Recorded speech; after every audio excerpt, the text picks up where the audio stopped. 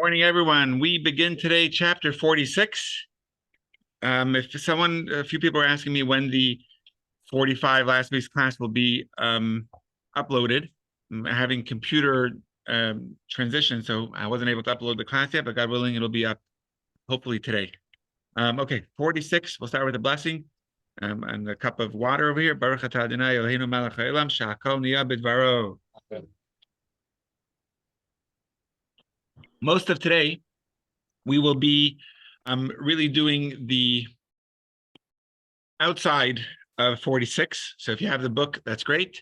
If you don't have the book, that's totally fine, especially for today, because we're just going to try to give a background of where chapter 46 is coming from, where the Alter Rebbe is taking us on our journey. The good news is chapter 46 is, they're all beautiful chapters. Chapter 46 is, I think, a very relevant one, trying to understand a different love for Hashem that could be developed through a meditation. But let's start with this.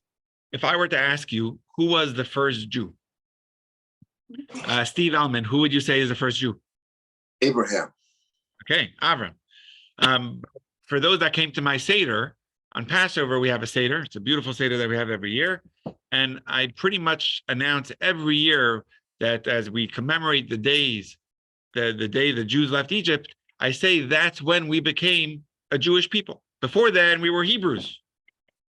We became the Jewish people. Yeah, very good. Yeah, Judah, right? Yeah.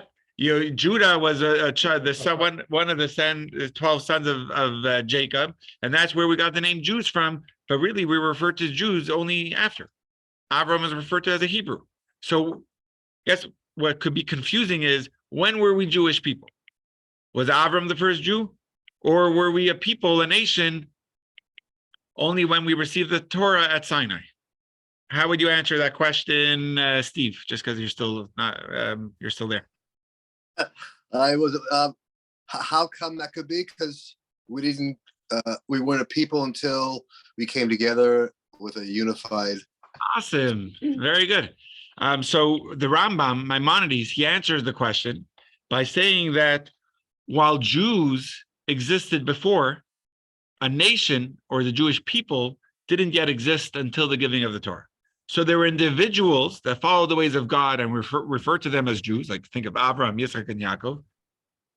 But the Jewish people only existed after Egypt and receiving the Torah. What's the difference? Who cares if there were individual Jews or a nation of Jews? The difference is that a nation is a group of people. Some are more kind, some are less kind. Some are wiser, some are less wise.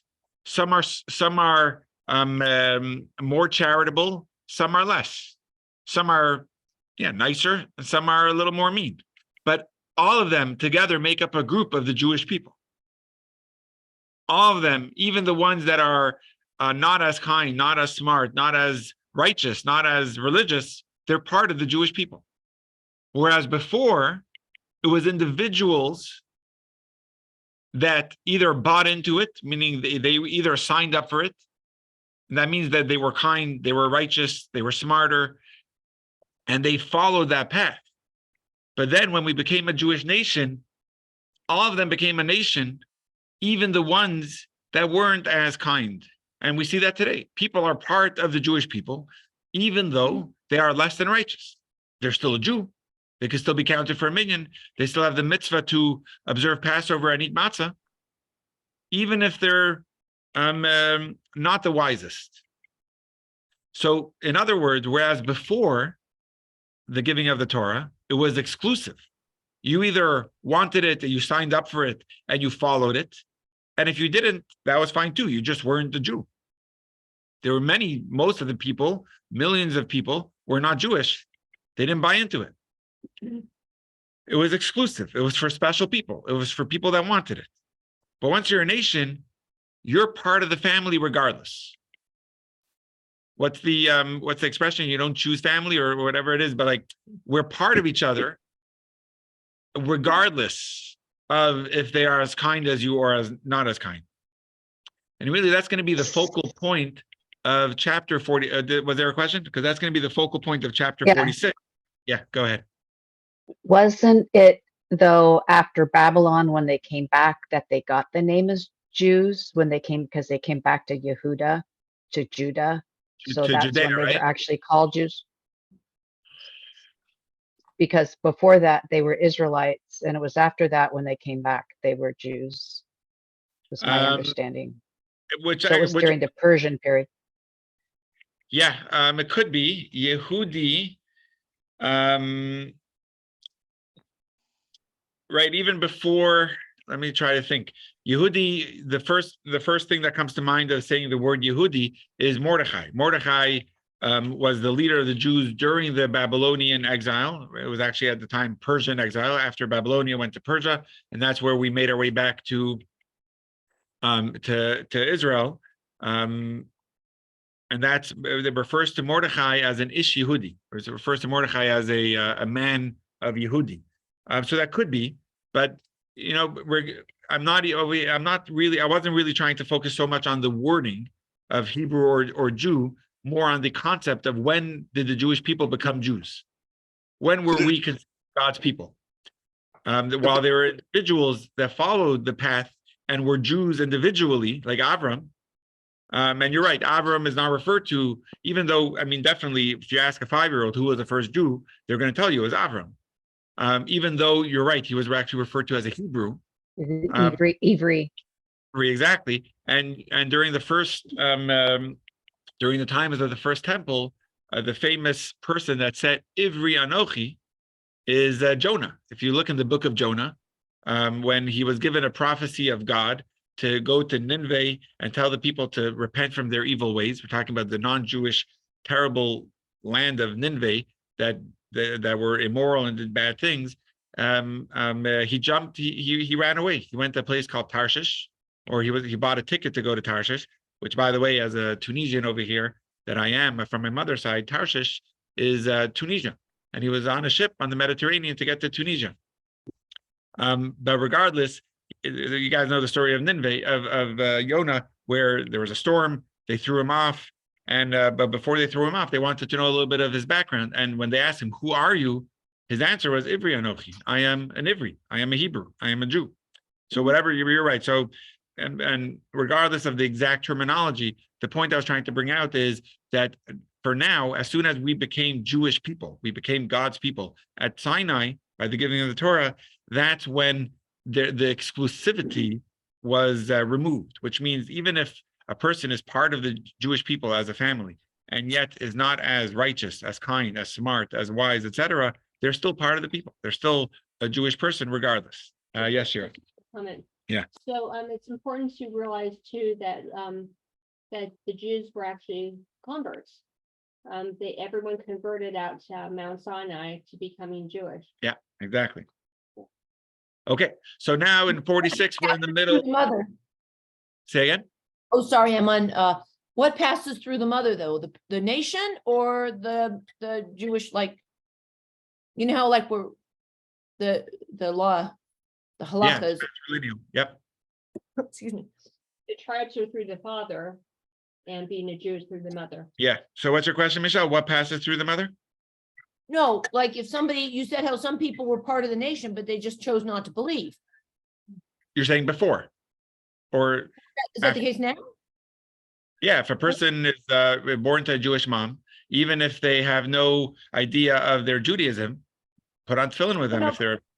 No, but let's suppose, because you were saying before that time, right? You said some people were still part of the nation. Before we became Jewish people? Right. No, think of Esau. He was a son of Rebecca and Isaac, but he's not a Jew. He wasn't Jewish. He didn't buy into it. Okay, so the descendants of the people, so basically what happens to the descendants of the people who never bought into it? They became the fathers of other people. Think of Ishmael. Ishmael was the son of Avram. Got it. Okay, so basically the only people who are considered Jewish today, but as far as the nation doesn't exist anymore. Is that what you're saying? The nation of the descendants of the people of Is it fair to say that the nation refers to the concept of thinking about Jews as a nation, other people who think similarly, and the notion of thinking of just as yourself and what it gets for you is more of a Hebrew. And Abraham thought of other people as part of his nation, even though other people didn't see themselves as a nation. Abraham saw the nation, so he saw the Yiddishkeit in Gentiles, so to speak, and brought them in to form his nation. So in a sense, like Mordecai too was talking about the Jewish nation. In other words, Esther had to think about not her own consciousness, but how it affected everybody. So people who are that way are part of the nation. And if people who don't think that way aren't technically part of the nation, but they may be Jewish people. Is that, I don't know if that. I wouldn't think that Avram had that mentality of a nation, because that nation, when was the Jewish people born as a people, as a nation, was at the giving of the Torah. So think of the best example for this is, take Avram. He had his most dedicated, loyal servant. That was his right side. What was his name? Eliezer. Eliezer, very good. Eliezer, it says he was from Damascus, but he was totally on Avram's right side, to the point where Avram made him a messenger to marry off his son Yitzchak to Rebecca. It was all through Eliezer. What happened after Avram died? Did you ever hear of Eliezer? Did he go to Yitzchak? No. That's it. That was the end of his journey of his spiritual connection to God. It didn't continue after Avram. It was it only went from person to person. Either they had it or they didn't.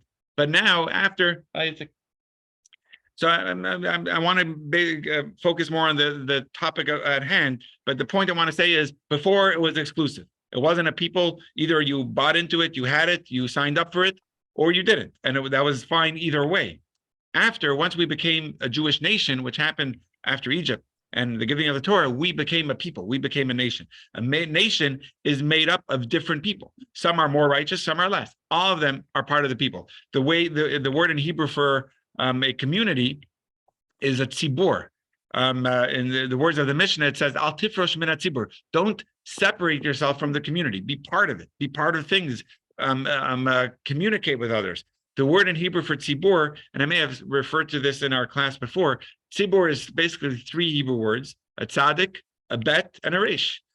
And the beauty of that word is, a tzibur, community, is made up of different people. Some of them are on the tzaddik level; they're more the righteous. Some of them are more like the bet, which is the Beinani level. Some of them are like the resh, which is more the Rasha level. But all of them together make up a community. Some are more righteous, some are less. It doesn't mean that they're not part of the community anymore. They are. They're part of the Jewish people. That's the basic point that I wanted to get to. But I want to continue in the theme of chapter 46. That was kind of just an intro. Oh, just a quick question. So if Ishmael was born after the giving of the Torah, he would be considered Jewish, right? Even if he was, Apicurus. Yeah. Thank you. But he wasn't, and that's why it was fine for him going his own way and starting his own thing.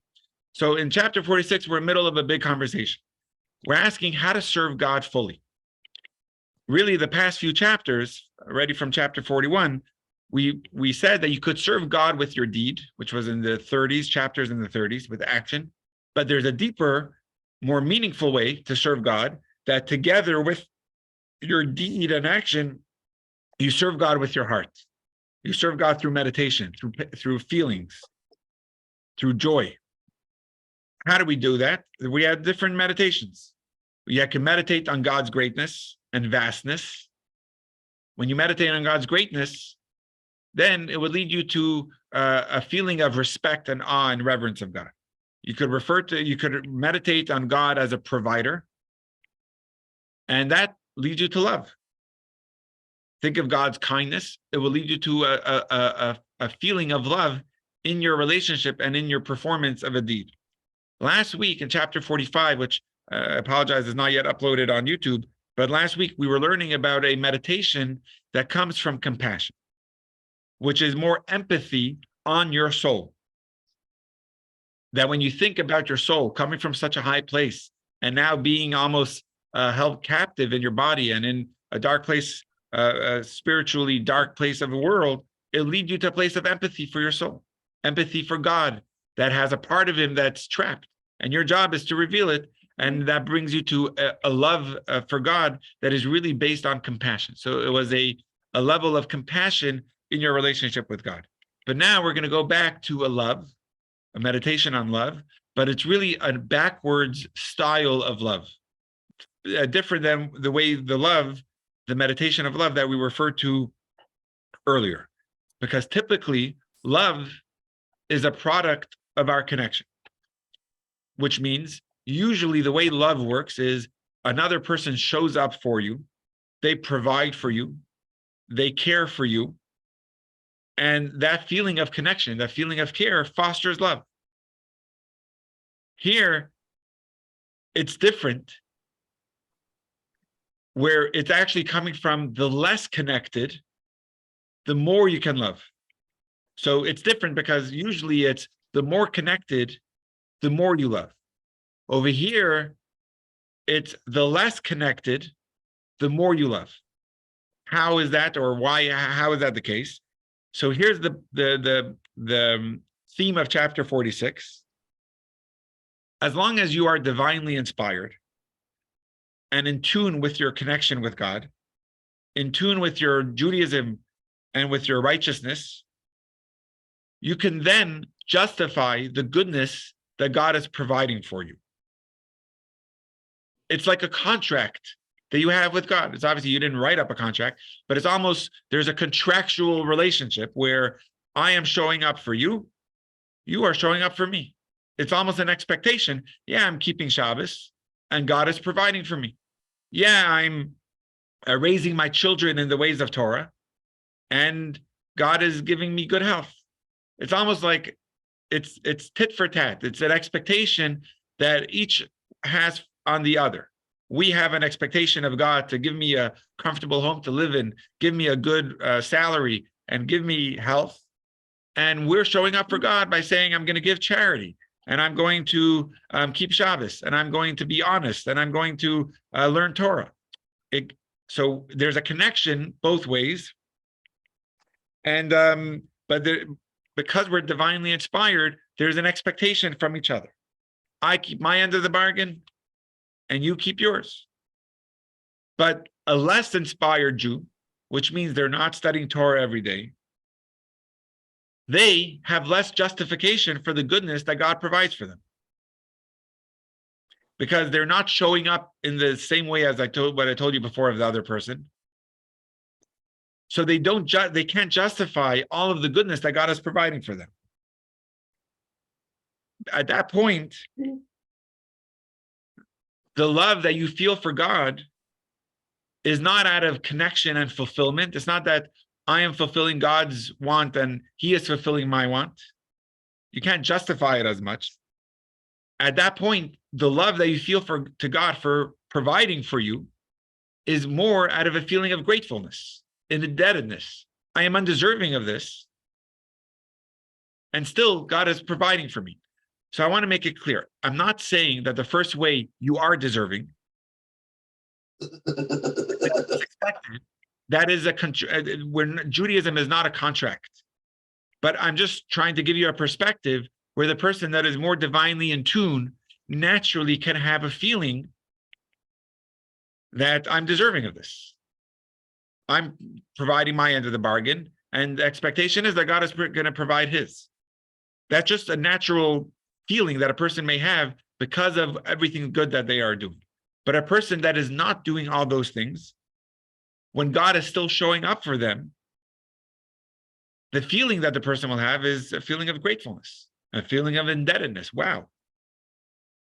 If you look around and you see the measure of how much God is showing up for you and for your family, no matter how divinely in tune or inspired you are and how much of a checklist of Judaism you feel that you are checking off, if you try to measure it up, you'll see it's immeasurable. God is providing way more and above and beyond with the way you are showing up. This will develop into a feeling of enormous love for God. So again, usually love comes from a place of fostering connection. The more connected, the more love. Over here is actually backwards, where you feel how much God is showing up for you. Even though my connection to God is lacking, it brings you an enormous love from a feeling of gratefulness. But that seems like a really, really good thing, actually, because that's many, many times better than the person who thinks they're doing everything on their own. Because, And they exactly. don't need to be grateful for anything, which we Right. have a lot in our society too. Right. So I mean, if I was gonna take Entitlement which almost. path- Exactly. Entitlement, exactly, and we have that in Lorraine, we have a lot of wealthy people. Yeah. I think, I made everything, I did everything, without any regard to anything else. that comes Yeah, from. yeah. So I mean, certainly it's not a bad place to be. Yeah, to have a feeling, but some people, so it could be a slippery slope, because the people that are saying God is providing for me and I'm giving back, it almost feels contract based. And you're right. So over here, it's a beautiful thing, and I want to go on to we'll see the full chapter. I want to get a bigger picture. There's a verse in the Torah, and Lynn will tell me the source, but it's Kamayim Hapanim El Panim, like the reflection of a face to a face, which is when you look at a river, when you look at water, what do you see? You see a perfect reflection of yourself, move to move, exact. So Kamayim Apanim Al Apanim, like the reflection of water reflects the face to the face. Kain Leva Adam, so too is the heart of a person to another person, or over here, the context is, so too is the heart of the person to God. The more, when I feel love for another person, the human tendency is to love them back. It's almost unavoidable when someone shows up to you with love, for that love not to be reciprocated. Lynn, you have anything to add on that verse? Or did I get the verse right?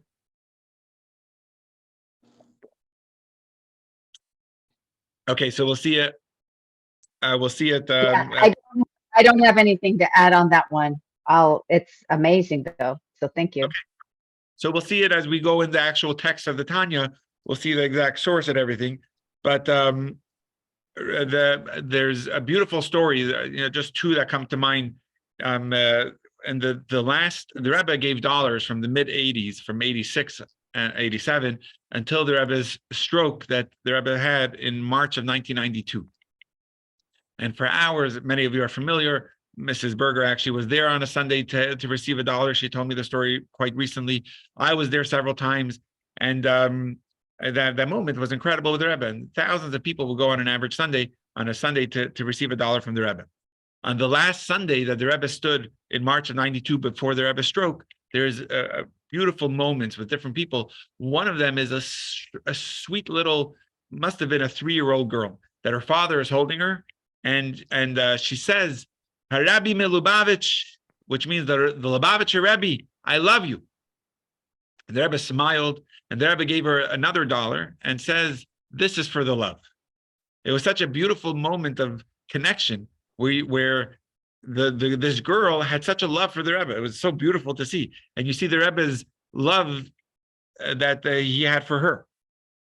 Reb Mendel Futterfass, some of you heard me share stories of him, was accused of the crime of helping Jews leave Russia, which was absolutely true. And he forged many passports to get Jews out of Russia, and was very involved in clandestine operations. And as a result, he himself, after getting his wife and children and thousands of Jews out of Russia, he in the 40s, he and I think in the early 50s, he himself was arrested and sentenced, if I'm not mistaken, to 12 years of Siberia, hard labor in exile of Siberia. In 1964, he was finally freed, and he came to meet the Rebbe, and he lived at the time in Israel, in the Holy Land, first in England, later on in Israel.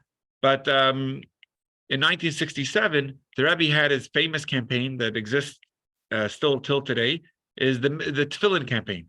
That right before the 6-Day War in June of 1967, the Rebbe wanted every Jewish man to put on tefillin, even if it's just a one-time, a person who never put it on, and he just puts on one time. The merit is incredible.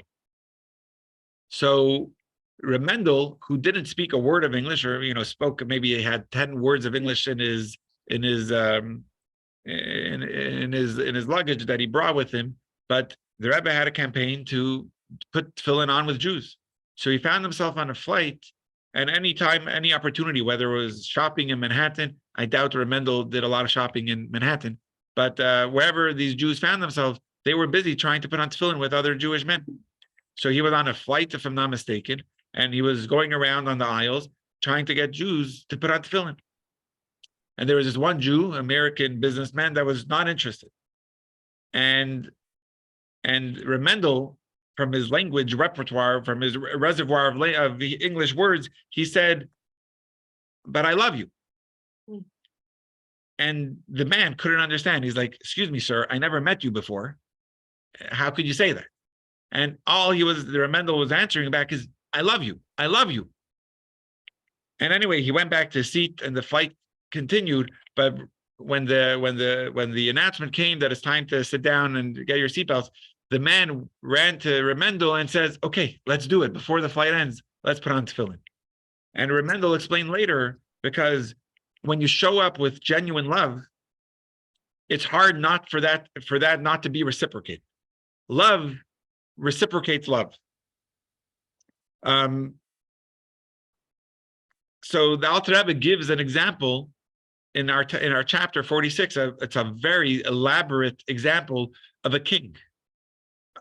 Obviously in the point of it is going to be, think of God as the king, but in the example is of a king who leaves his pristine palace with his beautiful royal garb and is traveling on by his chariot with all of his guards and soldiers. And then he tells his driver to stop, and he gets off his chariot and he starts walking, and people are following him. And he goes outside the edge of his kingdom city, and he goes to the edge, he goes to the forest. And in the forest is where the poor people were living. And he goes deeper into the forest where it wasn't even shacks, it was homeless people living by a garbage heap. And he goes over to the person by a garbage dump, and he taps him on the shoulder, and he says, "Come, I want you to come with me." The person can't believe it. You're the king. Why are you giving me any attention? And he takes the person by the hand, and the king walks with him back to his chariot, and he helps him get up, and he takes him back to his palace, and he takes him to his dining hall where he feeds him a lavish meal, and he takes him into his inner room. The word of the Tanya will be Chadri Chadarim. He takes him to his inner chambers, and he shows him incredible attention. Imagine the feeling of indebtedness and gratefulness that the poor person, the homeless person, feels. He feels, I'm undeserving of this.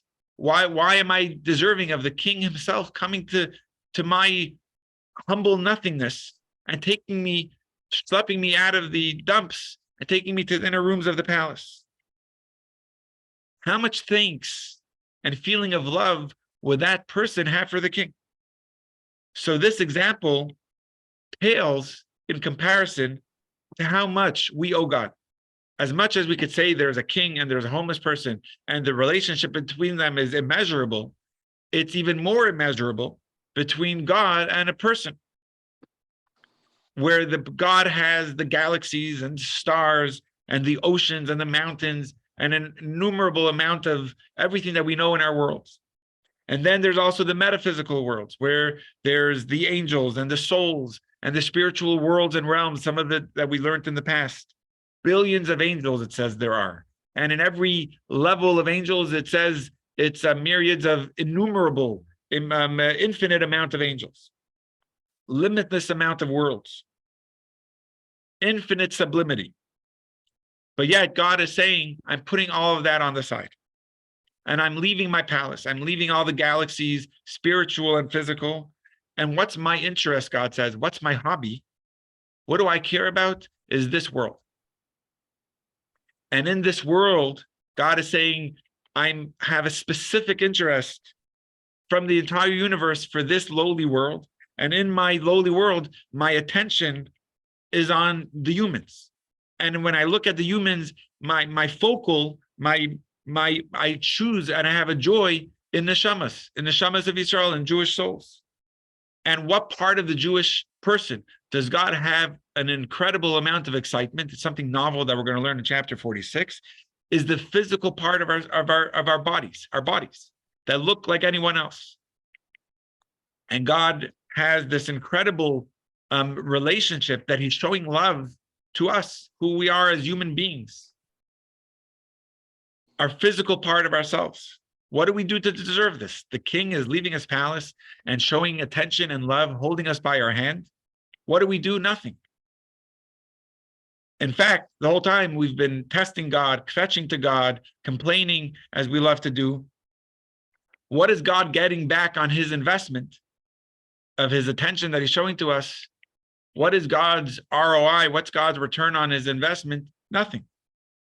But still, that's what God wants. Like the king picks up the pauper and takes him out of the slums. That's what God did to us where we were homeless in Egypt.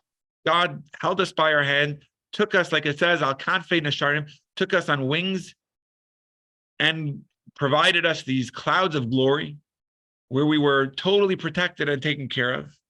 God, in fact, the Midrash says that the angels turned to God and says, what did the Jews do to deserve this? In fact, angels were not even able to identify at the time of the Exodus the difference between a Jew and a non-Jew, an Egyptian and a Jew. They were both serving idols. And therefore, in fact, the angels couldn't recognize it. Therefore, it says it had to be God himself that came to take us out. Because the angels were questioning and saying, I can't even tell the difference between them. We were undeserving. And God says, I don't care. God embraced us. The love we feel to God and a feeling of gratefulness and indebtedness is incredible for everything that God is doing for us and has done for us. So God embraces us.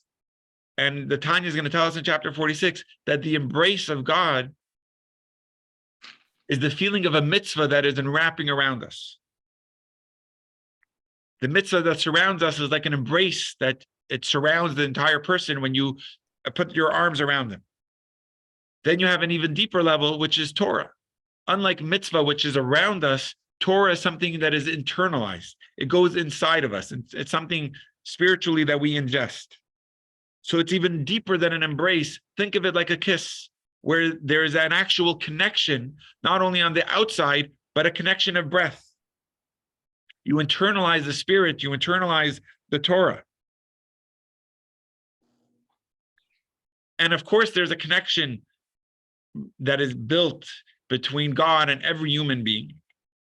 But in general, for the world, it's 7 Noahide laws, 7 universal laws. And actually, a few weeks ago, I think I shared with you guys, I give a class at once a year at the Good Shepherd Lutheran School, and I go through the 7 Noahide laws. But the 7 Noahide laws is about social justice, is about living in a world that is a healthy, livable society. That's what the 7 laws are about. But mitzvot that are given to the Jewish people, it's all about connection. The reason why God gave us these mitzvahs is to have an opportunity to have a deep, intimate bond and connection with God. And how lucky we are to have the opportunity to have these connections. And what do we do to deserve all these opportunities? We did nothing. And that's what's so special, that Hashem shows us that if we were deserving of it, it wouldn't even be a choice for Hashem. We were deserving. A choice is when on 2 things that are similar.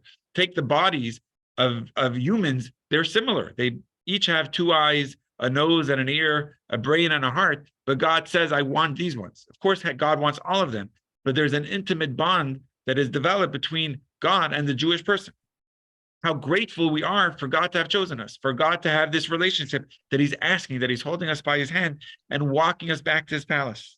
So therefore, the feeling of reciprocation is an overflowing of love. When you feel an overwhelming amount of goodness for something and you feel undeserving of it, and you have so much goodness that the person is doing, you feel undeserving of it, that elicits gratitude. It should elicit gratitude. It does elicit gratitude. When you feel undeserving and someone is showing up for you, giving you the time, giving you everything you need, and you feel like I didn't do anything for you, what do you have for that person? Gratefulness, indebtedness. Any questions before I continue? Yeah. So there's a lot of schmutz that can get in the way. Selfishness, anger, jealousy, all those things that we can't really receive the blessing because we get in our own way. Are you going to speak to that? Like, first there has to be an emptying of that stuff before before we're available for God to fill us with the good stuff. For sure. Yeah, hold on 1 second. Let me answer that question. Let me just make sure this computer is connected. Let's bring a charger. Good question, Lynn. Just to make sure we don't lose the juice over here.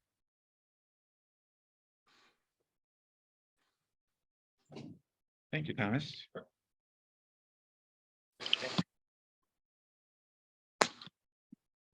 And Feeling gratitude.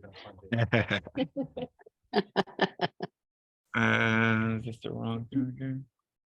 Oh, no. Give it again. See. Okay. Hold on. Should work. Okay, we'll just try it. And I may switch it to my phone if it dies. I think it should work. Okay. Good question, Lynn. The question is, let me just rephrase the question. If there's schmutz, it gets in the way of that feeling of love that we could reciprocate to God. Is that what I'm understanding?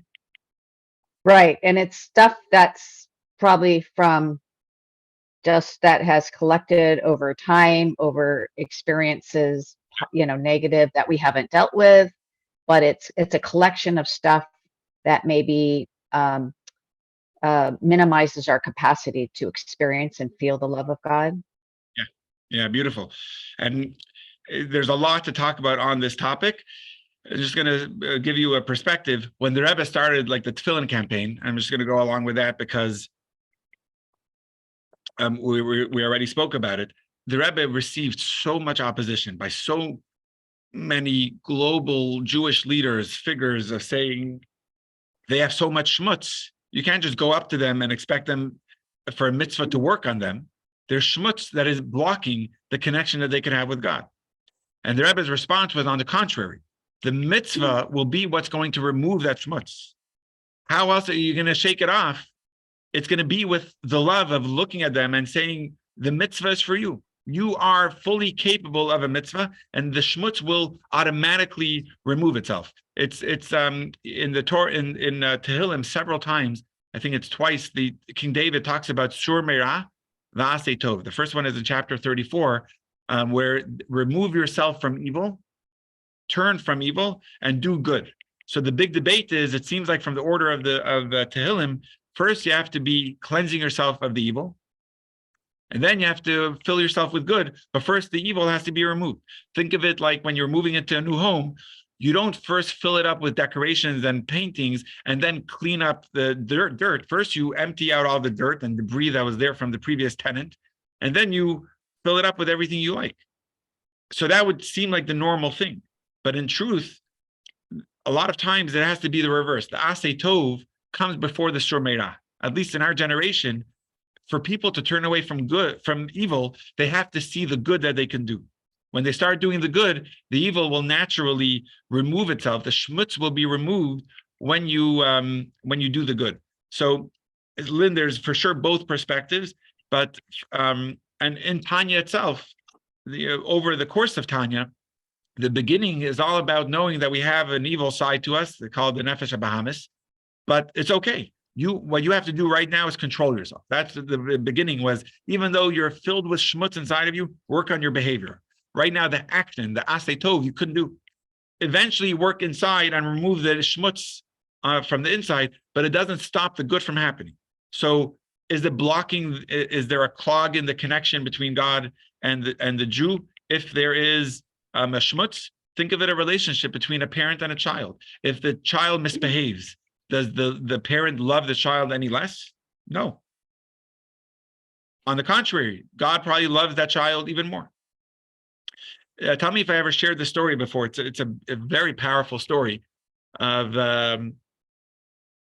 forgot who it's from, but there was a psychiatrist who was in Jerusalem, an observant psychiatrist who was visiting Jerusalem, Israel, and he found himself at the home of a friend who they knew each other from America. The friend made Aliyah. So for Shabbos, the psychiatrist, made a connection there and was going to be home with this family, a family friend from way back. So it's Friday night, and one of the children of this host had seizures, like would be prone to have seizures. So the friend turns to the psychiatrist and he says, I have 6 children. I bet you can't tell which one is the one that could have seizures. Okay. So by the end of the night, I want you to tell me if you could point it out. And, they were singing songs together. Everything was exact. There was no obvious difference between any of the 6 children. So he turns to his friend, the psychiatrist, after the meal. The kids all left. And he says, so tell me, which one had seizures? Which one was the one prone to have seizures? To which the psychiatrist says, name one kid. And the dad, the host, was very impressed. He was like, you're right. But what gave it away? Like, what happened different at the meal that showed you any difference between this kid and the others, that he's more prone to seizures? To which the psychiatrist responded, the difference is at the beginning of the meal, you bless each of your children. There's a custom in many homes on Friday evening for the father to give a blessing to his children. And you blessed each child where the father puts his hand on the child's head. But when I observed that when you brought that child in for a blessing, you held on to his head even longer. You embraced him a little bit stronger. And that's how I knew that he was the one that was prone to seizures. I found that to be such a beautiful story, because sometimes it's specifically the person that maybe has spiritual deficiency or a schmutz, etc., that perhaps is shown even more love, needs the more love and attentiveness and care. So anyway, Lynn, there's just some thoughts to ponder along that topic, but definitely a lot more to discuss. I want to make sure I just finished my notes on before we finish today, and God willing, next week we'll dig into the text. But just one more point that the Alter Rebbe is going to make towards the end of the chapter is the feeling that we are undeserving of it, and therefore the feeling of gratitude and indebtedness is going to be a main theme of this chapter. If you take, for example, during the times of the temple, the feeling was felt and it was appreciated because the godliness, the revelation of godliness was open and revealed in the world. What I mean by that is it was very clear and evident the relationship that God had with the Jewish people then. The miracles that were shown directly to the Jewish people during the times of Israel, during the times of the temple. Take, for example, right now we just concluded last year the year of Shemitah, which is the year of the sabbatical, where God commands the Jewish people that during the sabbatical year, you shouldn't work your land, but God promises an abundant amount of blessing for 3 years. Because if you take the Shemitah year that you're not working, the next year also will be affected, because if you're not plowing the land in the 7th year, the land is affected in the 8th year. But God promises a blessing for 3 years, the Shemitah year, the year after, and the year after that. So in the times of the temple, they openly saw these blessings. They openly saw that they didn't work the land and the blessings were there. It was so clear and evident. There's a story in the Talmud based on a verse of the Torah. The verse in Deuteronomy says, Aser to Aser, which means you shall surely tithe. There was taxes or tithing that were given from the Israelite, had to be given to the Cohen, and another one that had to be given to the Levite, another one that had to be given to the poor. There was a lot of it was actually a 10% that were given from a person's land, and a person's profit had to be given to the people the Torah says, the poor, the widow, the orphan, the convert, and obviously the Cohen and the Levi. So there's the verse says, if you give 10%, you will see. So the wording, let me just get the wording of the Torah. The Torah gives a double or a repetitive expression of tithing. It says aser, which comes from the word eser, or 10%, aser to aser, which means tithing you shall tithe, or 10% you shall give. Why the double expression? So the Torah learned, the Talmud learns on that verse, aser b'shvil shittis asher. It's almost a play on the word that give 10% in order that you shall become wealthy. That if you give 10%, it will lead you to wealth. And it's a thing, it's a very, the God is actually the only thing God tests us, or sorry, not God. God challenges us to test him, right? And the wording of the prophets, it says, "Uvechanunina bezot," and challenge me on this, God says, meaning give 10%, and you'll see the incredible reward that you get on behalf of giving. Last week, when I went to, I was a week and a half ago, I was at the Kinnis, the conference of Shluchim on Sunday, and the keynote came from a very, very generous philanthropist to especially Chabad on campus and Chabad in the former Soviet Union. His name is Mr. George Rohr. And one of his main things that he says, and if you haven't watched his keynote, it was just very, very inspiring. He was saying that, and he actually didn't say this at the keynote, but he shared it with the rabbis before, that he looks at it that 10% is the capital that God gives him. And the 10% has to remain in the pot. That's the 10% of charity, but that's the principle. The 90% God gives him as profits, but the 10% has to remain in the pot. So for him, giving of the tithing, giving of 10% is a natural thing because that's the principle that has to remain in the pot. 90% of it, God says, is yours to do what you want with, but the 10% has to remain in the pot. So the Talmud has this crazy story of a family who was very wealthy, and they had agriculture, land, crops that would grow, and they were always very careful to give 10%. So every year they would make 1,000 stocks would grow, and they would give 100 10%. They would give to the charity. And when the father got older, he passed away, and his son inherited his land. His son felt, you know what? Let me try to see if we could change it up and make a bigger profit. So instead of giving 10%, he gave 9%. Instead of giving 100 stocks, he gave 90. And that year, at the end of the year, when he was making his calculation, he saw it only brought in, the only profit was only 900. Instead of the 1,000 stocks, he only brought in 900. So the Talmud says that he made the calculation that he can't give that much charity anymore because his production his growth is less. So he gave only 8%, then 5%. Eventually, he ended up giving 0 because his return was 0. So my point is, back then in the times of the temple, the revelation of godliness was very evident. The connection with the impact we were able to see was very clear. We gave the 10%, we saw the return. Well, God provided miracles for us all the time. I would look at that. Probably, but there's no time to discuss it. Yeah, how would you look at it? I look at it as kind of getting back to the main point that if we're blessed in our lives and we're doing well and we're living life with gratitude, I think that automatically leads to a lot of good things for the world, including charity. Yeah. And I think we're automatically, hopefully, if we're living in gratitude, we're going to be nicer to other people. We're going to be nice to people at the grocery stores, and we're going to reach out to people, make connections, and so on. Yeah. And I mean, I would never think about. I think I've been very lucky in my life, and I would never think about, just doing charity for a rate of return. I would just think about it as look how I'm lucky. For sure. It's something I naturally want to do. Yeah, absolutely. And that's actually going to be one of the points over here, is not to look at it that the tit for tat or the contract base. That's not the way to look at it. But back then it was very clear to see the openness that a person that kept Shabbos, it was very evident to see the blessings that came.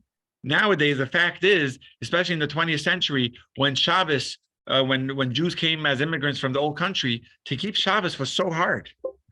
To keep Shabbos meant that you left on Friday, you came back on Sunday, you were fired. If you didn't show up on Saturday, now it's hard to imagine because most people don't work on Shabbos. But back then, Saturday was a regular work day. So to see the blessings that come was much harder, as it was, years ago. But the beauty over here is that we do it nonetheless. Let me just try to see if I have the charger in another room. 1 second, guys. Actually, I just want to make a comment. A lot of people have to work on, are required to work on Shabbos. And for a lot of people, it's hard to actually Yeah, Saturday's off. Just want to say that.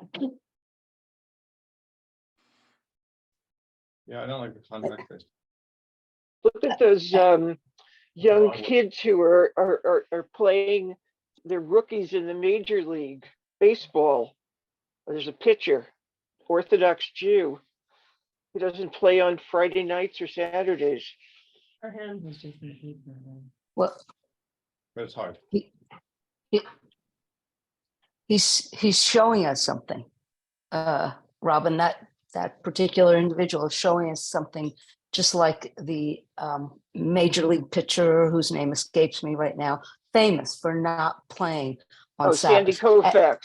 Exactly. So as a lesson to us that it's possible, which I think actually the Tanya is showing us that that Hashem loves it, that we struggle on a daily basis to have our evil instincts to be subservient to Hashem. And it's the same thing whenever, in my opinion, whenever we're looking at with that picture, that you were talking about before Sandy Koufax, but the younger generation picture. It's the same thing. He's struggling with, do I play on Friday night? And he made the decision, but then he has become a role model for us to be able to make the decision to do a mitzvah, even if it's difficult, in my opinion. Every Yeah. time he plays, wherever he plays, tons and tons of Orthodox kids flock to the stadium. He's doing Right. a huge service for all the Jewish kids. Right. You know. And I think that's what we all can do. We can all do a huge service by carrying, the messages that we're learning from our rabbi, from the Rebbe, from our altar Rebbe, carrying them out into the world as we're talking with Jews and non-Jews, because we're learning a little bit at a time. That's just my thought. Good thought. I think it's a little bit, my kids, we live in Tahoe and my kids wear yarmulkes all the time. But in 3 years, they're going to be in college and I doubt they'll be able to, because there's too much going on with Jewish kids. I mean, they keep getting attacked physically. So my guess is my kids aren't going to be able, if they go to UC schools, which is what's convenient for us because we're California residents, most of them are just too dangerous for Jews, I think. Wow. I just want to, everyone is welcome to stay on, and I just want to make sure I finish the idea, because I brought Shabbos up, and we could definitely debate, is Shabbos easy to keep or hard to keep? Beautiful ideas. There still is a point that I just want to make sure I bring out from chapter 46, and whether obviously your kids should wear yarmulkes in college, and it could be hard, for sure, all important ideas. But my point of trying to bring that out was that back then it was a very obvious and very apparent the relationship that is built between God and the Jewish people. There was miracles that were happening. There was revelations of godliness that was very clear. In fact, it says that part of the blessing was in the olden days, there was something called the pilgrimage, when the Jewish people made Aliyah L'Regel, which means all the Jewish people will go up to be for the holidays in Jerusalem in the temple. Especially a year like this, which is the year of Hakel. It's one of the mitzvahs of the Torah for men, women, and children to be present on the holiday and to be inspired by the king in the holy temple. What would happen to their homes? That means their homes were available to be looted. There was no ring doorbell. Never looted. And never was it looted. It's an amazing thing, because Wow. for the blessing there, and actually the way it says it, not only were they now robbed when it was obvious, nowadays, I don't know if you guys ever see, I'm more of a sports, I have a sports, that's my